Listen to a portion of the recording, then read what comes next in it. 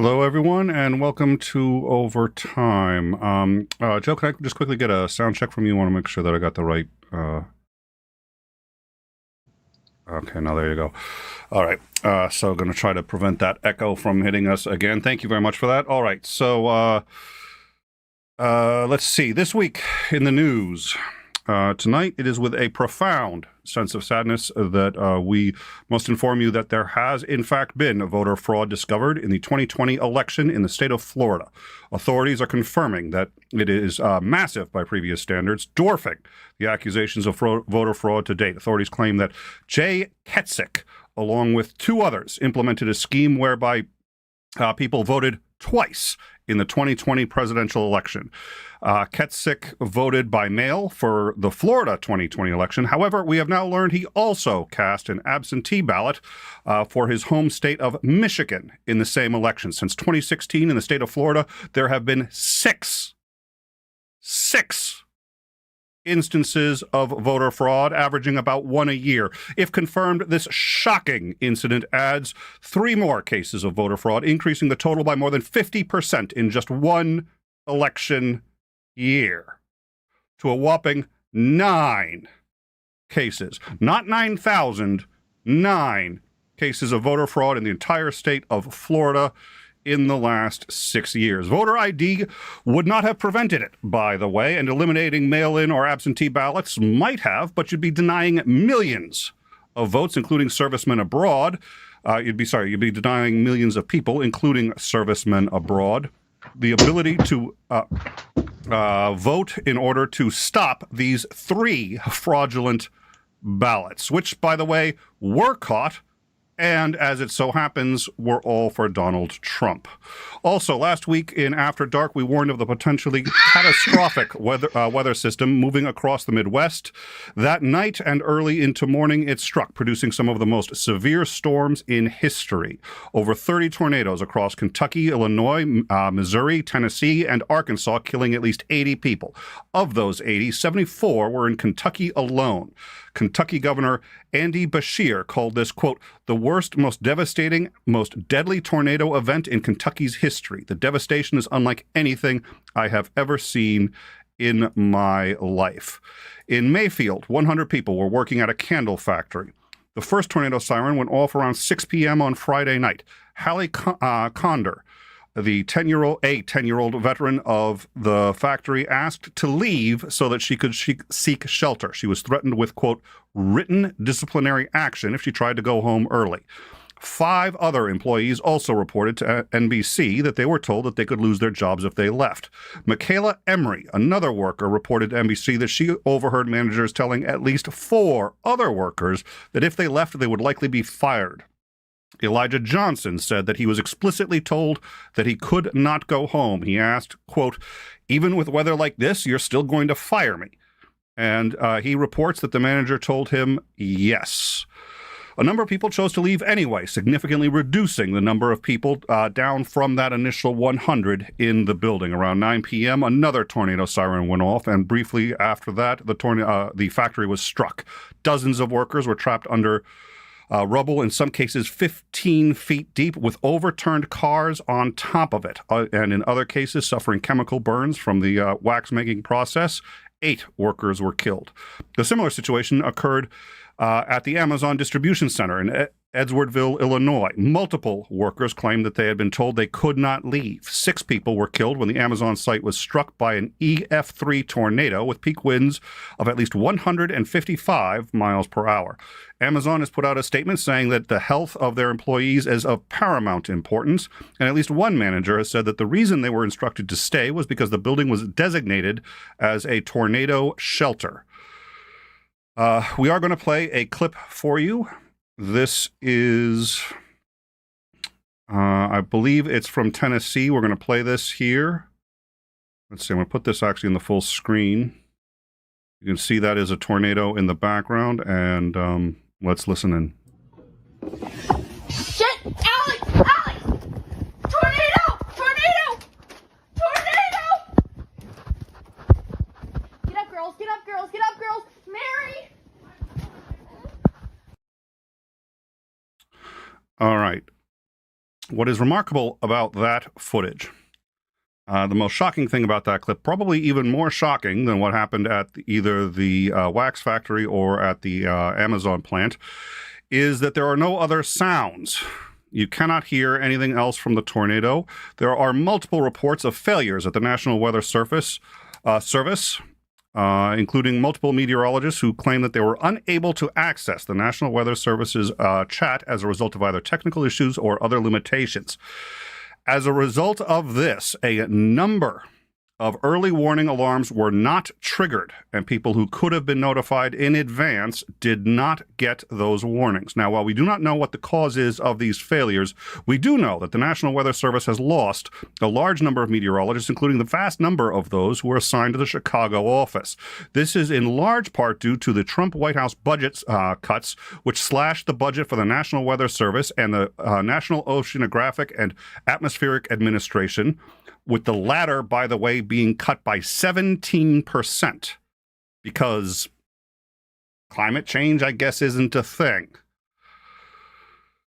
So hopefully we can look into that, but it does turn out that the National Weather Service does play an important role in cases like this, and it appears that they were unable to successfully fulfill their role, which, by the way, is admittedly difficult. They actually rely as much as anything as people on the ground, radar too, but people on the ground catching it, and they are shorthanded.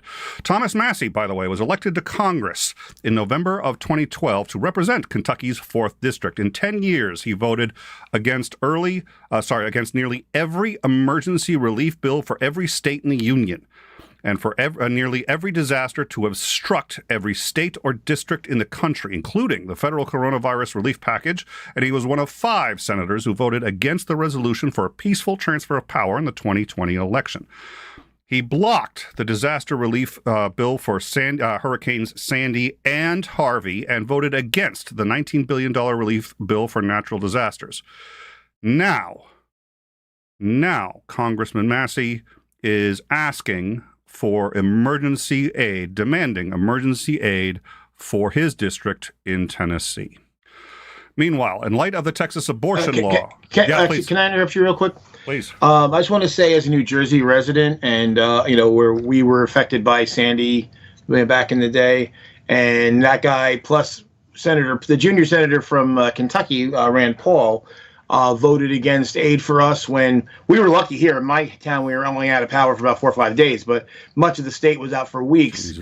I think we should tell the people of Kentucky to go pound sand, because I'm sick and tired of floating these places that they vote against us every time. And mind you, they take in more federal dollars than they've given in taxes. So it's really money coming from states like New Jersey, but they spit in our face when we need it. But then they cry poor, and then they want to go on and tell us how terrible the federal government is. So if they keep voting for these losers, then they should suffer the consequences, just like we had to. I think that's an interesting point. I will also add that Massie used specifically as a grounds for this, grounds for both Sandy and Harvey for rejecting relief, that those states needed to pull their own weight, and natural disasters was just part of something that happened, and it was not his states or his constituents' responsibility to help them recover from the damage. Yeah. So if I was in Congress, I would literally take his speech verbatim from the time, and I would read it, and then I would do a mic drop. And while I went to vote no. If people in Kentucky don't like it, they maybe should seek better representation and realize that they are in fact part of a union, and there's a time, presumably, when all of us are supposed to come together. Again, and especially since the state gets back about $1.50 for every dollar, so we start talking about states not pulling their own weight. You look in the mirror. Yep. And this is one of my favorites. I think this is my favorite one coming up, though. Meanwhile, in light of the Texas abortion law, which essentially empowers every citizen to become a district attorney and sue other citizens merely on suspicion of aiding or abetting a woman in getting an abortion. Governor Greg Newsom of California has directed his staff to work with the legislature and with the Attorney General to empower citizens of California to sue other citizens and to seek injunctive relief and statutory damages of no less than $10,000 per violation for anyone who sells, manufactures, or distributes an assault weapon, ghost gun kits, or gun parts in the state of California.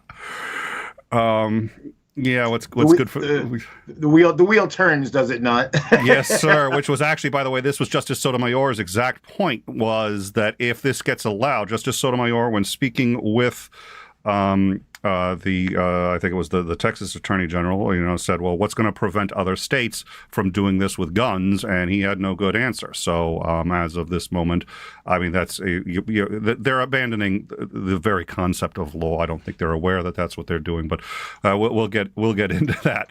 The January 6th Commission is dramatically kicking up its investigation. Yesterday, they voted with nearly all the Republicans in dissent to hold Mark Meadows in contempt of Congress.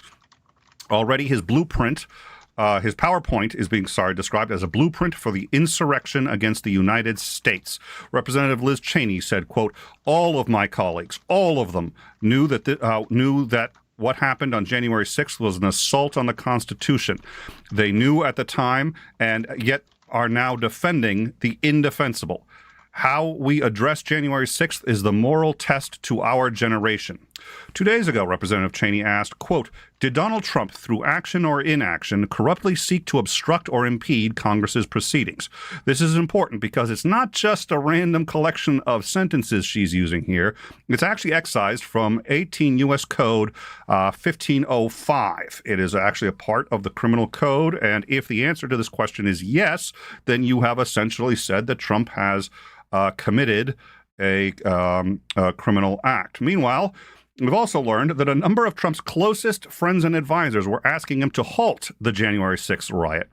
Fox News hosts Sean Hannity and Laura Ingraham begged White House Chief of Staff Mark Meadows to get the president to make a national address and to stop the Capitol riot. Donald Trump Jr.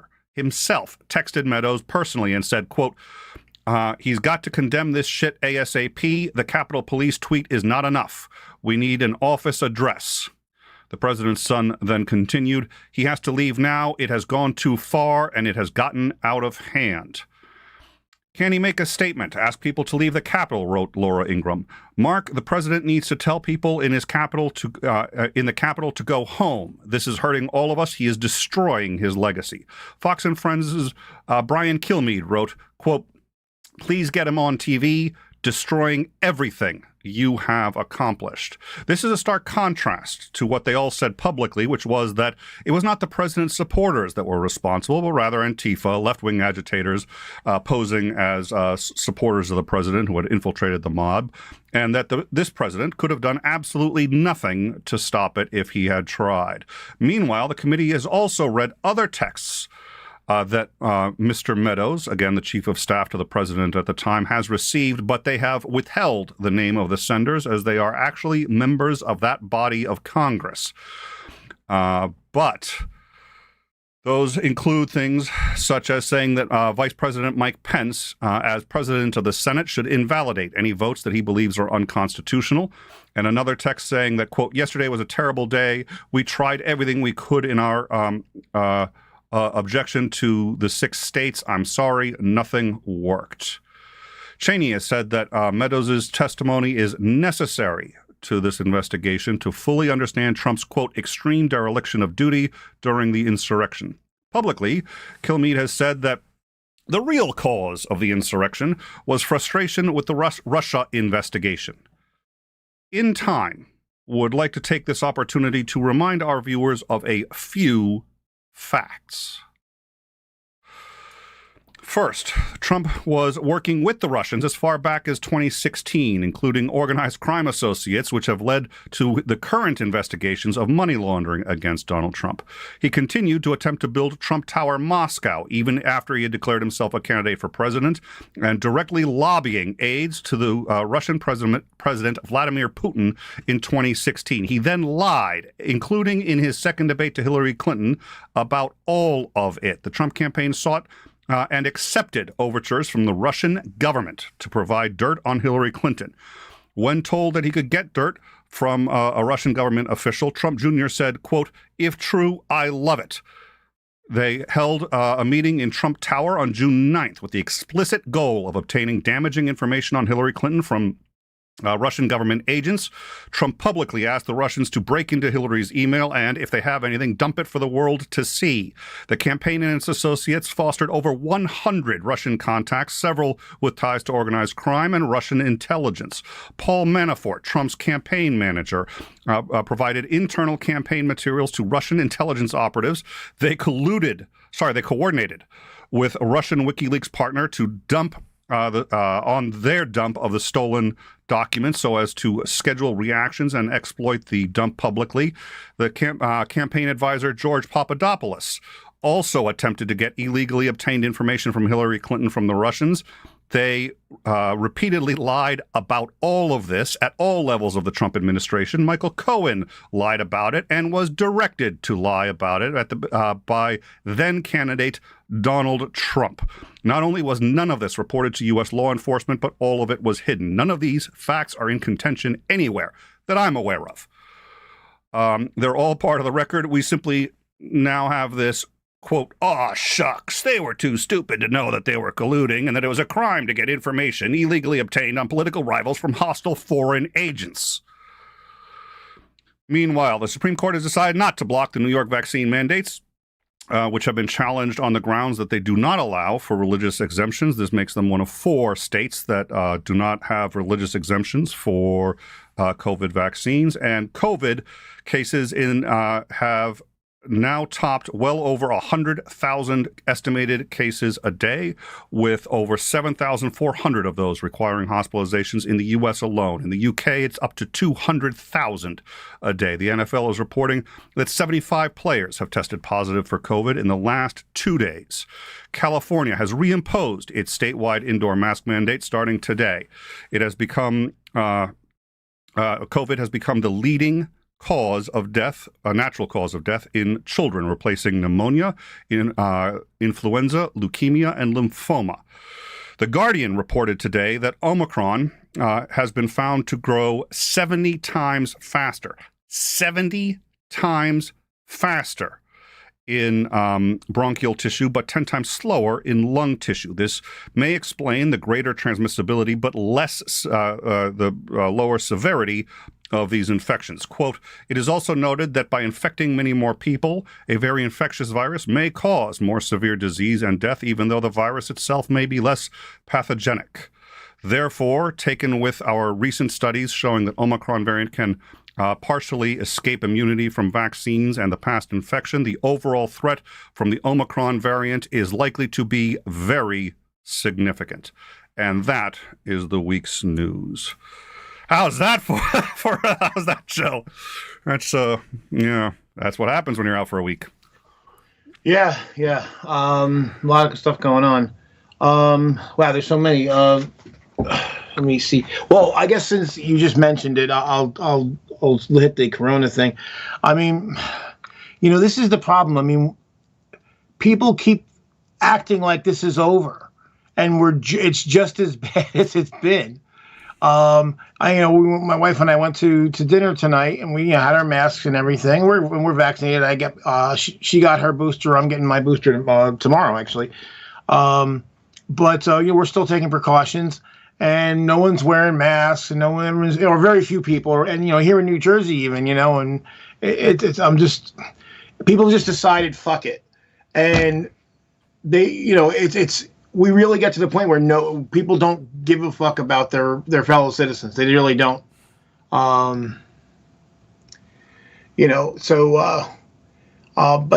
I don't know. I guess I'm kind of at a loss, because the reason why we keep getting these variants is because people don't take precautions. They're not getting vaccinated enough. They're not wearing their masks.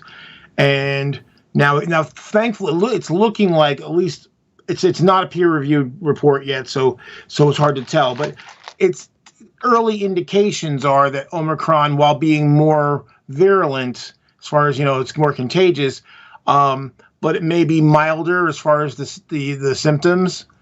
So I guess that's a good thing if that's true, but we don't know if that's true yet. It's still too early to tell. So, and it may be the case. Like I remember seeing this thing that apparently, evolutionary speaking, viruses tend to go that way because, of course, a virus that kills off most of the hosts goes away. Yeah. Well, that's why Ebola hasn't been a huge issue, right? Is because it kills people so quickly that it's hard to get it out of the areas that it's, to get it onto a plane. People are gonna know you've got it by the time that plane lands, and so that's exactly. So it makes it very difficult for Ebola to spread, like I said, to become a major pandemic. Whereas with this, and I remember seeing something a while back where they were actually saying that they think the same thing has kind of happened with HIV. That while HIV does still cause AIDS, it still does kill people, but the rate has gone way down. It's way more treatable with drugs than it ever has been. So hopefully, if COVID goes that way, and hopefully we get to the point where where it truly is no worse than the flu, that would be very nice. But we're not there yet. Well, Titan points out, the bigger, and this was the other thing, and by the way, thank you for pointing that out because that was important. This is not yet peer-reviewed. It is out of Hong Kong. It is a study. It's out of Hong Kong, which is now part of China, and I'm very suspect of anything coming out of China. But it has enough authority that the Guardian was willing to publish it. But it's worth noting it is not yet peer reviewed. But what was we've got a lot of anecdotal reports so far that people who get it appear not to be getting as sick with it in general, and it does certainly appear to be traveling very, very quickly. In addition to the Delta infections we already had, so it's easily on its way towards outpacing Delta. But if what that report said, which is true, you don't need a peer review study for this.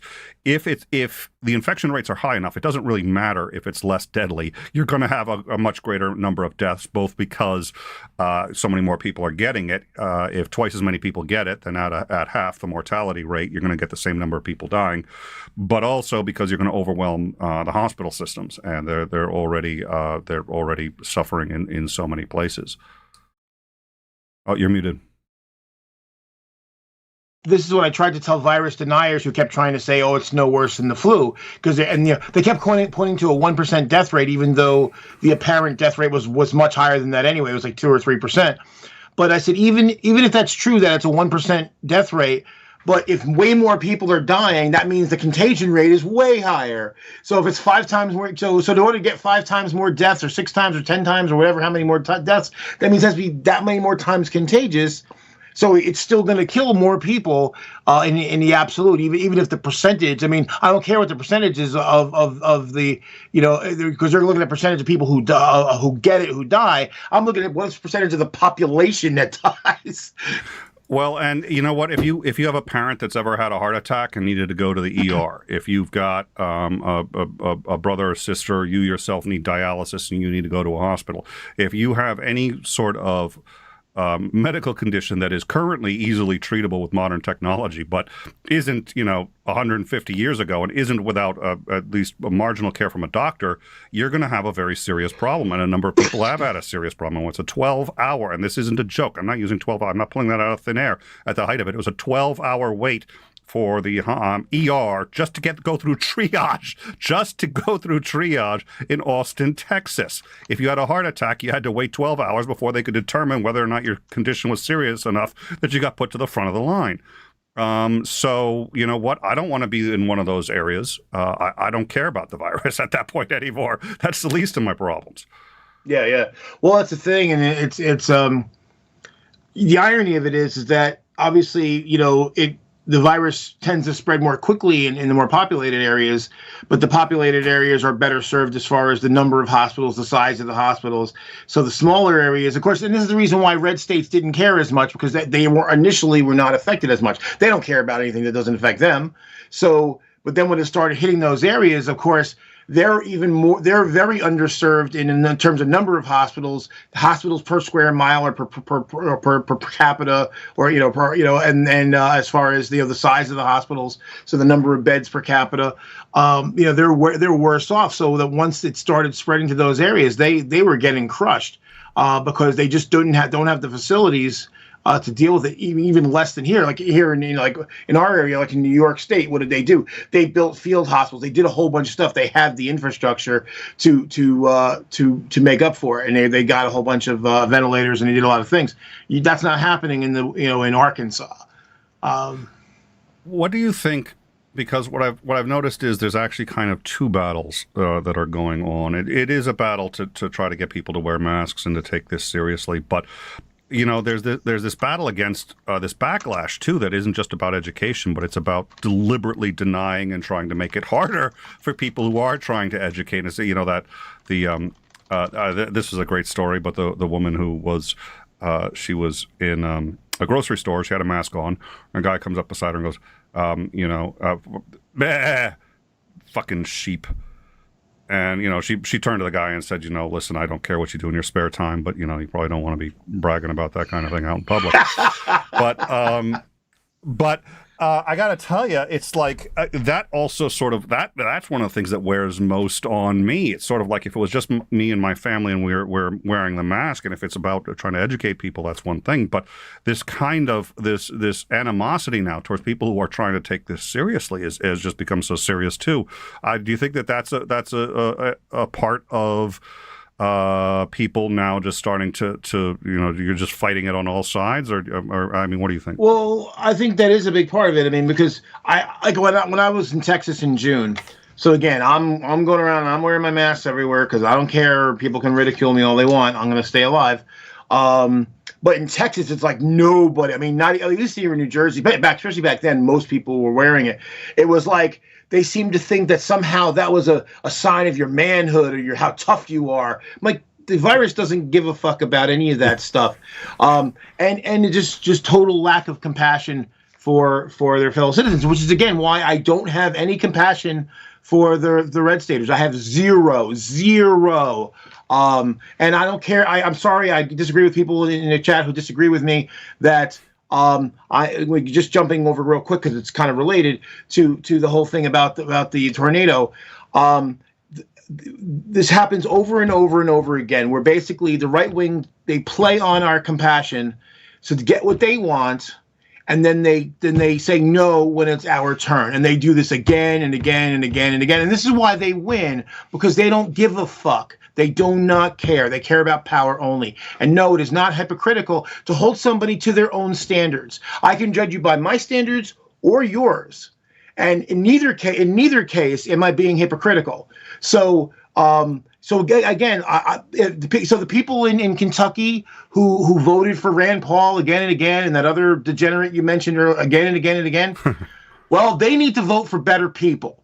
Because I'm sick and tired of them sponging off in New Jersey and New York and Connecticut and California, Massachusetts and Connecticut, who are basically the biggest donor states in the country. I'm tired of them sponging off of us and spitting in our faces and telling us that the government's evil. Well, then stop taking from it. Well, and I can certainly understand. Please. And I really believe that the only way that it will ever change is if we force them to live the way they think they do. They think they're independent. They think they stand on their own when they don't. And so it's easy for them to vote against everything when they really believe that they're supporting welfare queens in Manhattan, when quite frankly, it's the other way around. They are the welfare queens. They are the welfare state. Yeah. For anyone who doesn't know what he's talking about, although we've covered these numbers before, I didn't know it was a $1.50. I know. Last I saw in Texas, it's $1.30. So for every dollar that I live in Massachusetts, every dollar that I spend in federal money, I get 70 cents back from the government for this state to spend in ways that it needs to. However, in Texas, for every dollar they spend and they give to the federal government and the taxes that they hate, they get $1.30 back. So they get that dollar and another 30 back to spend however they need for whatever infrastructure projects. And it's right. like 50 another 50 cents on top of that, or another 20 on top of that, I guess. Well, that's the thing is, and basically, and New Jersey is the biggest donor state. It used to be 68 cents back for every dollar we put in. We're down to 51 cents. Jesus. 51 cents. So I had a friend who lived in some piece of shit red state and was complaining, oh, states need to live among their means. And he was in a state that was getting $1.51 back. And I said, well, why don't you start with your own state? Start with your own state and stop telling me in New Jersey how we should spend my tax dollars when you're not putting in any of it. Well, and if you're going to do it, don't add insult to injury and say that you're going to change my textbooks to say that there's no such thing as evolution, or at least that there's a competing theory to that. You don't have to, on top of taking the money, you're going to do that. Hold on. So we got a $5 Sinister Porpoise. Joe's argument is incredibly bad. I know, right now I'm getting paid to say it. And some of us live in red states are working hard to fight the idiocy. Well, thank you, Sinister, very much for your super chat. Thank you for the fight. We always appreciate your super chat. There is one thing about his argument that I wanted to say that I could totally see on it too, which is if they don't start to suffer some of the consequences of this kind of hypocrisy, I can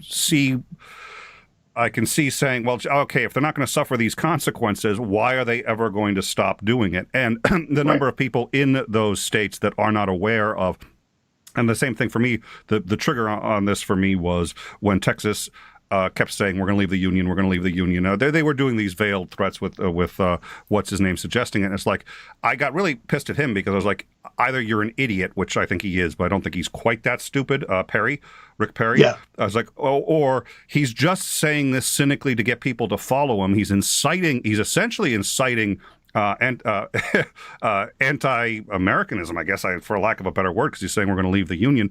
And he knows they can't because they do get that $1.30 back, and that 30 represents 30% of their state budget. So the second they leave, they got a 30% hole in their budget that they can't make up, certainly not without raising the taxes on people who don't want to raise it. And they're going to lose a huge other sources of revenue I won't get into now, aside from oil and highway funding and all that other stuff. And this is the reason why it's easy for them. I remember I have friends in Texas, they brag, oh, wait, we don't have a state income tax. No, of course not, because New Jersey pays for your fucking state. And Connecticut does, and New York, and, and Massachusetts, and, in California. So this is a problem across the board. This is why I'm so amped about it. It's that they're not going to, as long as they get away with it, there's zero reason for them ever to change. So you see, here's the thing. So Sinister, just FYI, I love having Joe on, and the reason why is because that way it's like I seem really centrist compared to that, and it's just like everybody's like, Nick makes a lot of sense. That Joe, and I do the exact same thing with his Andring, like because his Andring's on the right, so it's like wow, there's Nick, and then there's Cray. So there's just I get myself covered, like I'm completely covered from all sides, the left and the right. I am just always the most reasonable on, but no, disagreement is I think really good, and I will say this. Maybe it's just perception. Maybe it's not. I think there's been, a little too much agreement in some cases. And I'm like, you know what? It's good that we'll have the discussion as long as we can be civil, and I know we can be. So, but thank you very much again. And listen, anytime you want to tell Joe he's wrong or is Andring, that's great. You want to tell me, then I'll make you definitely pay the $5. But all right. So let's see. So we've covered that, and then there were so many. I mean. There was. Well, and I really wanted to cover the tornadoes because we didn't get a chance to do that. And obviously there's stuff I didn't even begin to get into. The thinking is, of course, that this is global warming. We now have had, I think, the budget for under Biden, the budget for not NOAA, the National Weather Service has gone up by 1%, and I don't know If that's over the original numbers, or it's probably got to be over whatever last year was. So it's probably still suffering. But this is, I mean, the 17% cut in NOAA I had not known about. And it's like,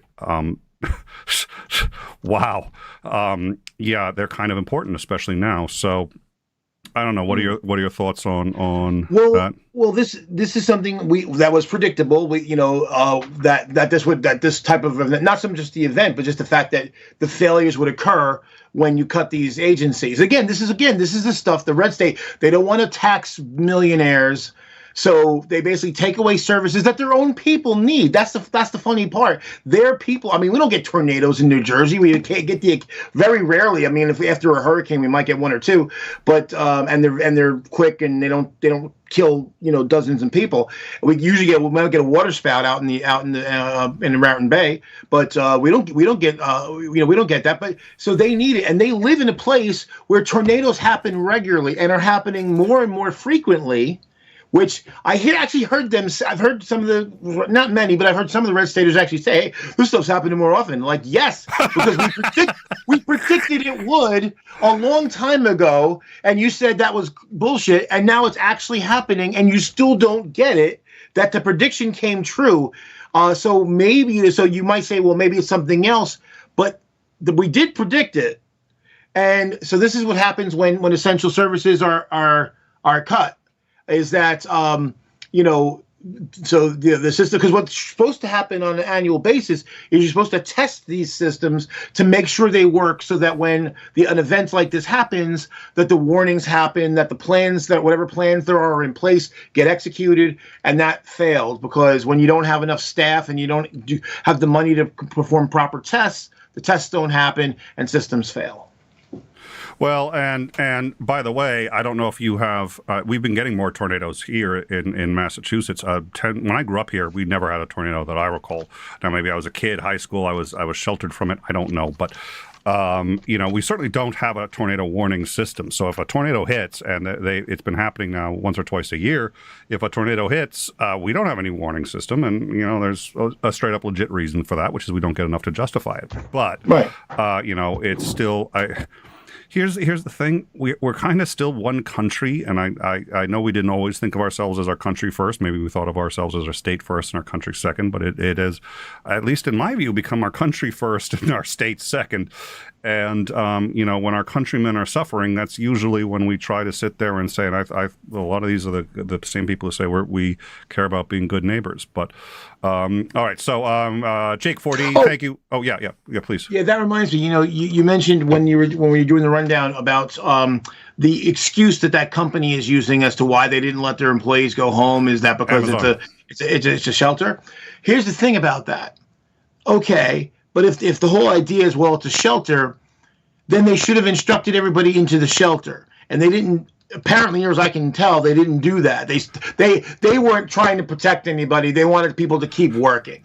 Because if not, they would have been in the shelter part, because they would have been in, because I'm sure, I don't know if there's basements or wherever, they would have been in the shelter location. And I'm sure there's a mustering point for sheltering. There was the bathroom. It was the bathroom. They had gone into the bathroom. One of them in the bathroom died. A number of others had to be excavated. The bathroom was purportedly the shelter place. They all went to that at literally the last second. A number of them did not get to it in time. So I think that's a great point. And the other thing is, let's assume it is a shelter. Great. Then you tell them it's a shelter. Last I heard, if you're in a shelter, you can't sit there and say, oh, this is a shelter, so you have to stay here. No, right. You don't have to be at the shelter. Yeah. So if the reason they couldn't leave is because it was a shelter, that doesn't solve. No. But it appears as if whether or not they believed it was a shelter or not, and apparently some people have been told that it was a designated tornado safety area. It does not appear to have functioned that way. The safety area was the bathroom, which nobody seems to believe was in any way reinforced. So yeah. That doesn't make a lot of sense to me. So, Jake, $4D, $5. I very much disagree with Joe here. As much as I feel I want to give them a taste of their own medicine, morally that's wrong. We must be better. So this is sort of what... We are better, and we keep getting hurt because of it. and I'm tired. I don't want that to happen anymore. My preference would be that everybody who needs help gets help, because that's the right way to do things. But again, it's not immoral to hold a body of people to the standards that they seem to have collectively agreed to. Sorry, but it's not. And you guys can keep beating the dead horse and tell me how I'm wrong all day. You can send PMs and whatever. I do not care. I do not care. I'm done with it. I've told, this is what I said the other time. I'm done with this shit. I am not putting up with their bullshit anymore. I'm not. Well, and this is what you and I were talking about just sort of ahead of the show, and I'll say, I've always been very idealistic, and I have lost a lot of that. I don't think I've lost as much as I thought I had, so that's good. But I was telling Joe, and I think this is important to note, I didn't just lose it by accident. I lost it through a lot of tough experiences. So I completely empathize with Joe's position, and I've seen it work. I've also seen it not work. I think that was the reason I gave the point that I said earlier, which was, there are people who take advantage of the system, and they will keep doing it no matter what. So, but I still try to lead with my idealism, so I certainly understand where both Porpoise and Jake are. But having said that, again, Joe, you've also been on the front lines of a lot of this. This is well. That's the thing. Yeah. I mean, and what I've noticed about the conservative mind is it's just like they're homophobic till they find out. Well, some of it, until they find out they're the gay child. Some of them are still real bastards and kick their gay child out. But it's like basically all these different things. Like they only ever get empathy when it happens to them. Rush Limbaugh, a piece of shit, went off about people who are addicted to drugs, and that wasn't until he turned out to be an addict, and now he was suing for compassion. And still not acknowledging that he was wrong in the past, mind you. But he was like, well, where's all that liberal compassion? You don't deserve it because you didn't give it, and you still don't have it. So that's why. And this is what happens.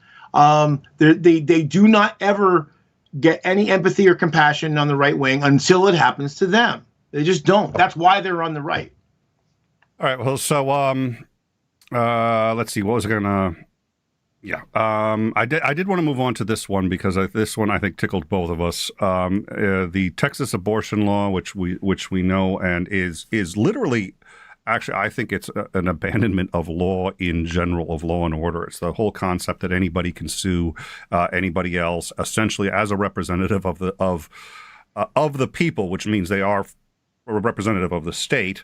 And incentivizes essentially puts out a bounty for them to do so. So now California has the governor of California, Greg Newsom, has directed his staff to work with the legislature and attorney general to create the same law, but essentially for guns, and saying that anybody who has gun kits, gun parts, or any kind of assault rifle in California, bounty on you. Same process, which, speaking of, okay, so here is a state now saying, okay, let's see how the conservatives like this being done to them. We don't approve of the abortion law, so here we are. We're going to, do the same thing, which again was what Sotomayor predicted if this was allowed to pass. Now this is untenable. We cannot allow states to do this, but nonetheless, here is now California doing this. So what are your thoughts? Well, once again, this is pushing it back in the face. This is playing hardball. This is where we should have been a long time ago. So basically, and this because what I've said ages ago, every time a state put restrictions on abortion, like by coming up with these bogus things about, oh, well, you have to have admitting permission and all this kind of stuff, and making sure that abortion clinics could not comply with their laws, so they would have to shut down. I'm like, if we put the same, if we were to try to put the same restrictions on getting guns, they'd freak out. So I said we should do that to kind of make the point. And, either it's because, so if something is protected by the Constitution, whether directly or indirectly, if that's your right, and then people put these ridiculous restrictions on it, then push it back at them. Because the thing is, you're right, this can't stand. And the sad part is is that, I mean, it actually, and the funny thing is that the law actually, I don't think the Texas law will stand eventually. See, what happened was, if you look at the way the decision was written, it was written in a way that said, well, people could sue the state, but they had to have been directly affected. Like someone, so if you lived in Texas and someone sues you based on that new law, now you have standing. So what they did was, though, this is the kind of a messed up thing that both the Texas did and also the Supreme Court did, is that basically, like when the Texas Supreme Court let it stand, they didn't rule in favor of it. They just passed it. They just passed it by. So this way, it would stand until someone had standing to challenge it, because they knew they couldn't really rule that it was constitutional, because it's not. The idea that you're deputized to act as an agent of the state, because here's the thing, the state has certain requirements that it has to live up to that individuals don't in civil court. But the thing is, if you're acting as an agent of the state, then those requirements apply to you. If my company takes a job for the state of New Jersey and is acting as an agent of the state, then those things apply. And this is what happens sometimes with people, sometimes in crime, where somebody is acting as an agent of the police, effectively the agent of the state, and then they break the law in a way, they do something that the police couldn't normally get away with. If it's proven that they were acting under the direction of a state agency, or then if they've now violated the law, and then that case may be thrown out, or at least some of evidence can get thrown out. So this is the same kind of thing. So it can't stand. And what's interesting is that John Roberts came out, and he was actually the one that was that wrote the dissent, because he basically said we're abrogating our duty as the Supreme Court to rule on this. And so that's what they did. They didn't rule on it. Yeah. Because they ruled on it, they would. So so that's the thing. So when they say it guts Roe versus Wade, it actually doesn't, because it doesn't. They didn't rule on it. They didn't rule whether or not it was constitutional. They basically effectively said lack of standing. Yeah. So until there's a victim of the crime, or sorry, of the bad law, they can't, is what they're arguing. That's not true. Really, they could have done it without it. But they kicked it. They just said, well, because there's no victim of it yet, we're not defending anyone. So these are all hypotheticals until something happens. So what they're doing is they're placing the burden now on the people that will be affected by the law. And in hopes that basically, because it's expensive to defend yourself in court, and so they're hoping $10,000. See, this is the reason why they picked $10,000 for a good reason, because $10,000 is a lot of money, but it's probably less than what it would cost you to defend yourself in court. Mm. So most people will say, well, unless they're getting pro bono legal aid, or one of the big, like ACLU or Institute for Justice, one of those picks up your case, a lot of people are just going to roll over and pay it, because they can't afford the actual probably $25,000-$30,000 it would cost to defend themselves. So another super chat, Jake 4D. If we lower the standards to make them deal with their own BS, it will all that much harder to claw back that support in the long run. Please discuss. I would love to discuss that, since this isn't normally sort of a discussion show. Normally we just we do opine on that, but we don't discuss. But I do think that's a worthwhile discussion. So if Joe is up for it, once we're done, we'll finish going over the news. If Joe is up for it and would like to discuss it, let's discuss that. But we'll wait. I think just normally that's not sort of generally the format. And if Joe decides not to discuss it, either you and I can discuss it. Or I'll tell you right now, the answer is no. I mean, I understand what they're saying. It's not that they're saying. I mean, they say the same thing like 6 times. It's not like I don't understand their points. I'm just saying that that's how we've behaved up to this point, and it's gotten us into a deep hole. So my attitude is, when doing the same thing keeps giving you bad results, it's time to try a different tactic.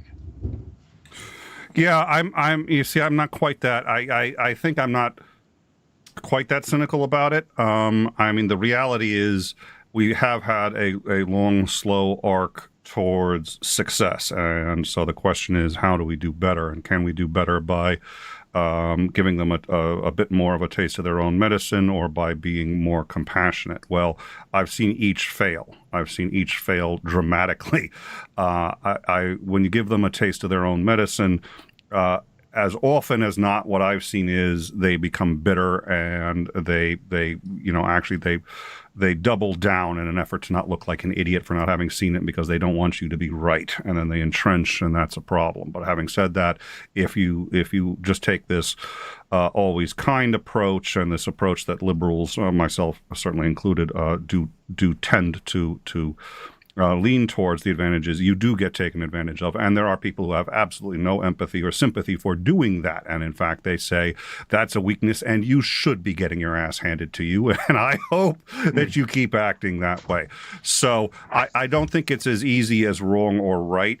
I do think that it has had more success than it appears to because I think it's a large part of how we've gotten to where we are. But I would point also to Barack Obama, who I think was masterful at doing both. And he did fail on more than once to do one or the other. But I think one of the reasons he was able to successfully become the first black president was because he was both very generous and forgiving, but also could be strong when he needed to be. And whatever you think of his presidency aside, I think he had a technique that worked. That would be my view. Yeah. So, what are any more of the issues that were on the list? All right. So let's see. I did miss one. It's a minor one. D.C. Attorney General Karl Racine has filed a lawsuit against the Proud Boys and the Oath Keepers for allegedly conspiring to terrorize the city with the violent attack on January 6th that accuses the groups and their leaders, as well as 24 suspected members of coordinating and plotting the January 6th attack. But let's I noticed too you would and anybody who's familiar with the law. So I'm one of the things it's significant is to frame things in such a way that you're using the actual language of the law. So it seems reasonably innocuous. But what Cheney had done was she had said, did Donald Trump through action or inaction corruptly seek to obstruct or impede congressional proceedings? That actually doesn't sound too terrible. I mean, it's like, I'm sure people have interrupted or impeded congressional proceedings before. You know what I mean? So it's not that hard a thing where if you're going to be a reasonable person, I guess somebody maybe interrupted the proceeding. But that's actually very specific language that's taken out of the U.S. Legal code. So the second you say yes to that, you have just admitted that he committed a crime, whatever. So, and you can sit there and say, well, I don't think it was that big a crime. Well, it's a crime. It's written down. She wasn't. So what do you think about, and I mean, it was one of the, and just also the, Sean Hannity coming out and saying that none of this was conservatives, and yet that night earlier that day he had been telling Trump, Well, the funny thing is they keep saying shit like that, like, oh, it was all like liberals in disguise or leftists in disguise. Well, then how come when we arrest these people, none of them are leftists? Not a one. I mean, can they? None of them. That's the thing. Of course, this is again the problem is that they can say whatever, not back it up with anything, and it doesn't matter if we present evidence to the contrary. This, what if I was on the thing last night? I would have said to Seth, he's like, well, you're believing that they're unreachable. Yes, a number of them are, not all of them, but a lot of them are unreachable. And again, I'll talk to the people who are reachable, but the ones that are like, they're these cult members, in fact, and especially, trying to appeal their compassion. I mean, they have said flat out that, they wanted Trump to hurt certain people, like especially that one woman that when certain things were hurting her, and she said, well, he's hurting the wrong people. It's not he's hurting people. He's hurting the wrong people because the conservative mind knows only punishment. It does not know empathy. It does not know restorative justice. It doesn't know anything about building anything. It's this very biblical, spare the rod, spoil the child. Well, unless it's, a white dude with a gun who popped off and killed a bunch of people, then, he's a young guy and blah, blah, blah, blah, blah, because he's on their team. This is what we're dealing with. And for anybody who thinks I'm mean, that's fine. They can believe that. But we are one election away from a fascist takeover. We were actually minutes away from a fascist takeover back in January. So this is not alarmism anymore. This is not fantasy land. We're seeing again more and more evidence now that this was like the attempted self coup. The head of the state tried to take over the state and usurp the democratic process, and he had a lot of people who either helped or were in favor of it. And this is who we're dealing with. So to think we're in some other, nice world, we're not. We're very close to losing everything. And the funny thing is that those who said this 10 years ago, that it was heading this direction, oh, you're being alarmist, you're being defeatist, blah, blah, blah, all these things. No, the Nazis didn't just turn up one day and flick a switch and then start exterminating people. They started in the early 20s, and then by by 34, Hitler gets elected, and then even then, it took some time to roll in the fascist police state, and then we got what we got. So I think people are very Pollyanna when they want to think that we're living in the normal world like we used to live. You know what? As fucked up as I don't want Reagan or either Bush back, but I really miss the world that existed at the time they were in, because there again it was, the Republicans were fucked up, but at least they believed in democracy, they believed in the system, and they don't anymore. Well, and I laughed earlier because I saw it a article. I forget whether it was an op-ed in the New York Times or in the Guardian, but it was an article that basically said the only one person left standing between a fascist takeover of the U.S. and democracy was Mike Pence. Just like, yeah. Basically, we survived because Mike Pence is not as bad as Trump.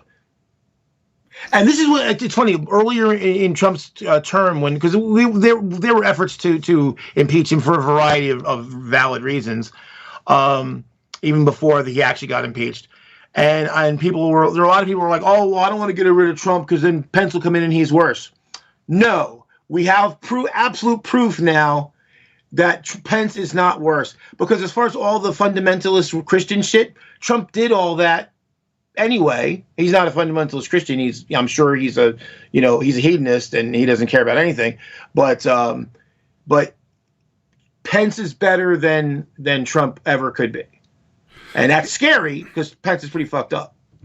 Yeah, that was I had made that argument several times and got lambasted for it. And they're like, well, if you get rid of Trump, don't you? Because I was for the impeachment. Like, oh, you can't get rid of both of them, so you're gonna have Pence, who's even worse. No, Pence is worse ideologically. Yes, ideologically, Pence is far more to the right of Trump. And he's far more to the right of me.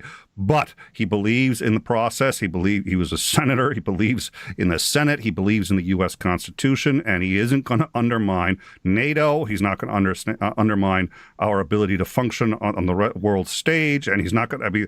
This is the basic shit that you would normally not have to expect a president to be able to do. At least he can do. So just like, yeah, I would happily, and I felt, I was vindicated on that one. Oh, absolutely. And then that, for that matter, is Pence never had nor could ever have the cult of personality surrounding him that Trump had and still has.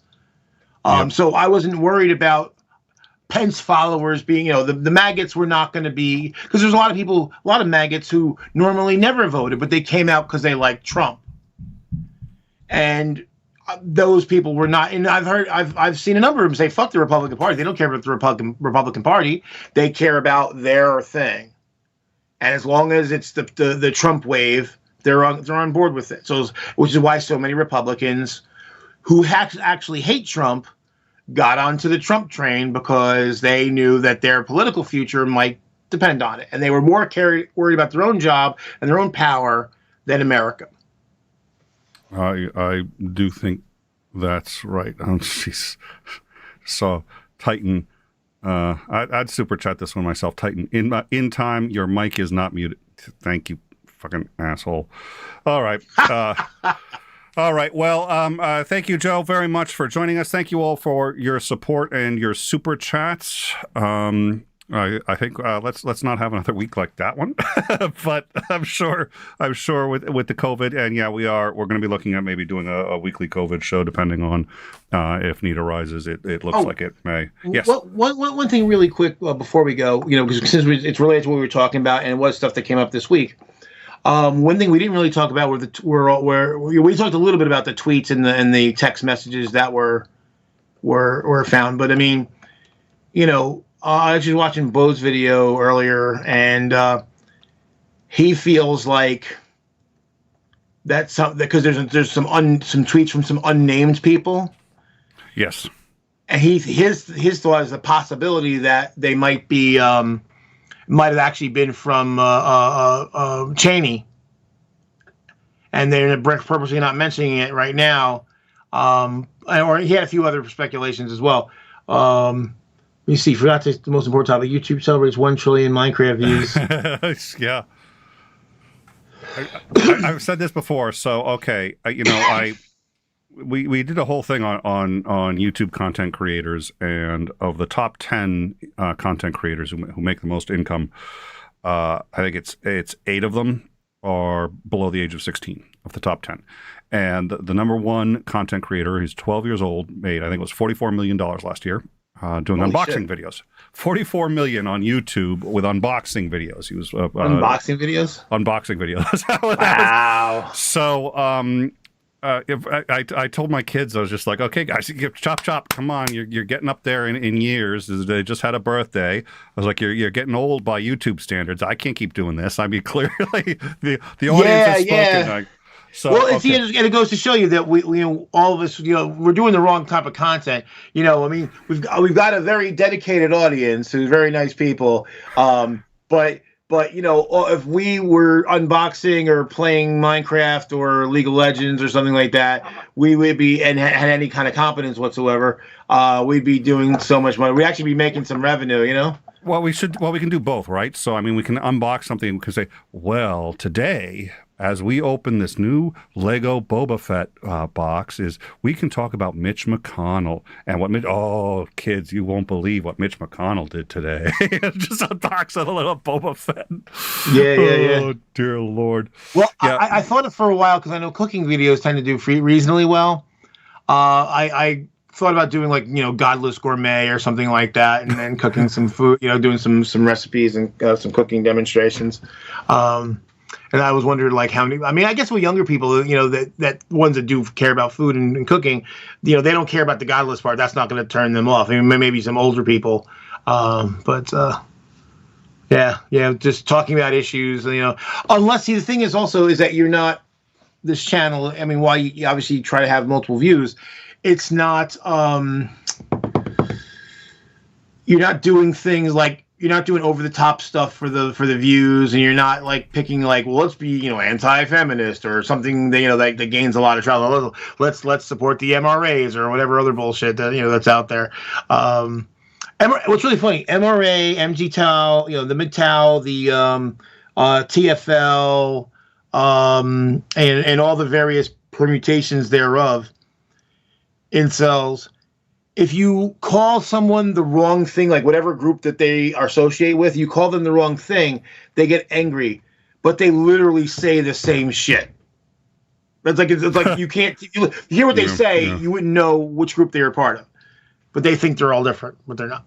Well, yeah, and that was one of the other things I've been thinking about. It's when you take every American and compare them to every human being that's ever lived.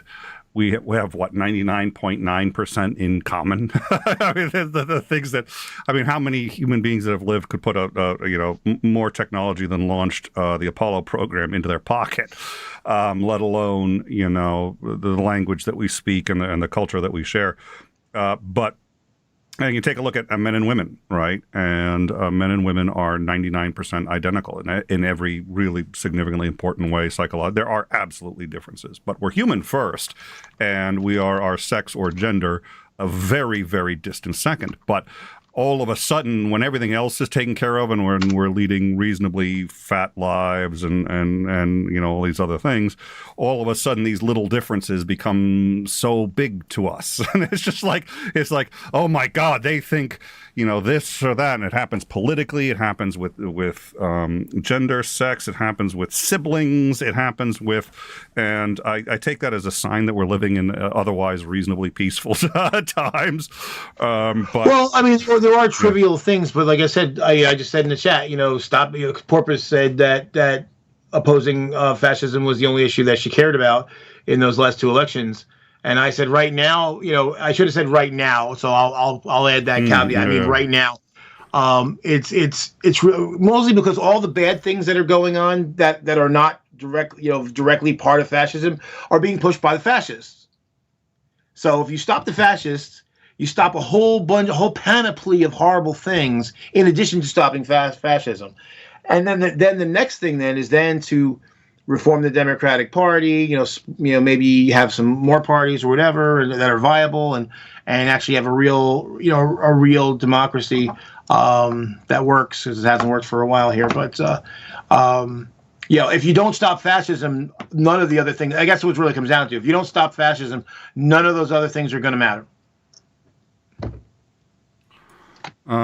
So I do need to the National Weather Service has just issued a short-range public for short-range public discussion. National Weather Service, it's a prediction extremely powerful storm system across the Great Plains and upper Midwest tonight, including severe thunderstorms, damaging winds, dangerous fire weather conditions, and moderate snowfall. So that's forecast for Nevada, Sierra Nevada through Thursday morning. That includes lower Mississippi, Ohio Valley. So thank you, Titan. Titan just made me aware of this, and I'm looking at it right now. So, yeah, it looks like a severe thunderstorm warning for about a third of. I could probably let me see if I can get this up. I probably can. If that's going on, no, I think I may just leave that. All right. So thank you, Titan. We've got. It looks like. So if you're in the Midwest, you're going to need to check out what they're saying now. It does look like they're expecting another round of storms. It looks like, if I'm reading this correctly, actually they're much more concerned about fire hazard, but it's a severe thunderstorm warning and winter storm warning in a couple areas. So that covers almost the northern half of the Midwest. So thank you for that. So we'll let you guys, we've let you guys know about that. If it gets severe enough that it looks like we're looking at another storm, we'll consider what to do then. But until then, if you're in that area, please stay safe. And I think that's it. We're going to do After Dark on Friday. Hope you guys will join us for that. And then another show on Tuesday. I think there was something else I was going to say, but my brain is fried. I do want to thank all of you for joining us. If you've made it this far, please hit the subscribe button, help us compete with 14-year-old kids and their content by making sure you hit the like button and then share and all the rest. And thank you again to all our supporters. Thank you, Joe, for joining me as always, and look forward to seeing you next week. Take care, everybody. Be safe.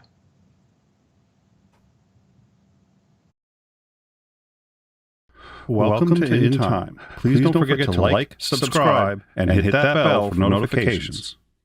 We read all your comments, and if you like this video, please don't forget to share.